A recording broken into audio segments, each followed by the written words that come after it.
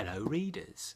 As part of the evolutionary process of this blog/vlog, I will now be doing some talking at the top of the reading to just kind of introduce it a little bit and maybe talk a little bit about what I think of it and why I think of it. Okay.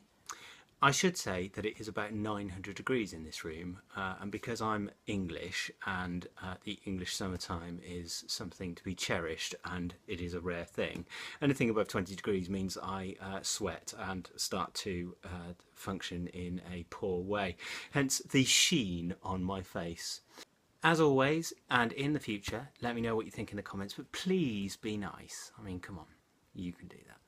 So this week I wanted to do something slightly different, and this week I'm going to read from a book which I've been struggling with, I must admit, for about a month or so.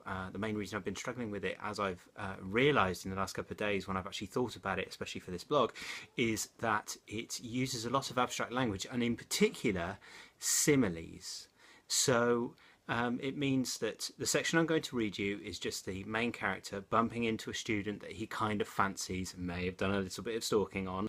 But the section is so full of simile that I had to read it 2 or 3 times, if I'm honest, to understand what was going on, which is the main reason why I'm struggling with this book. So, I don't know, make of it what you will. The guy, the book is Galatea 2.2.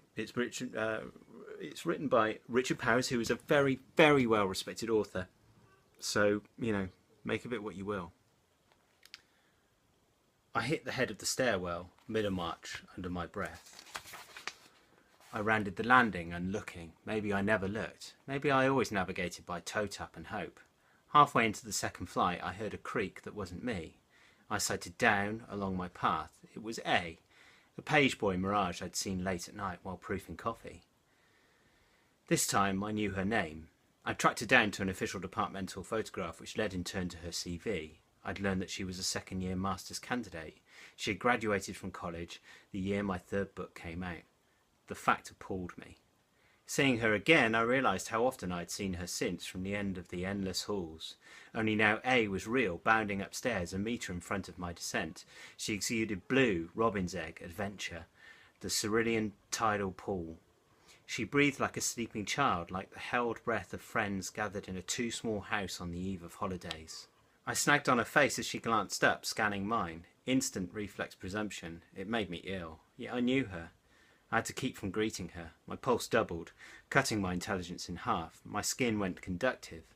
In the time it took me to drop another step, a bouillabaisse of chemical semaphores seeped up through my pores and spilled out to the wet air. She must have known. She looked away, giving no indication. Her face stayed in absolute neutral, a gear beyond adopting. 2 quick strides and she skipped past a near brush with literature. I bottomed out at the base of the stairwell. I stood, winded like a hawk-reprieved mouse, like an agoraphobe giving a plenary search. I would have laughed at myself had I been able to catch my breath. Not only could I no longer write fiction, I could no longer live fact.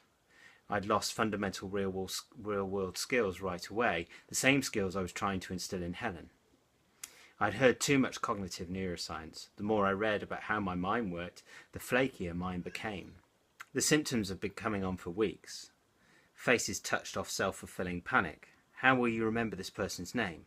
Some days before, I'd crossed the street to get to the 5 side when looking for an address ending in 0. Monitoring my own processes, I felt myself pitching into the ditch alongside the famous test case centipede after the reductionist asked him how he kept track of which leg moved next. For months, my bedtime stories had spun a decameron of long-term potentiation, recategorization, neuronal group selection, transmitter and junctional molecules.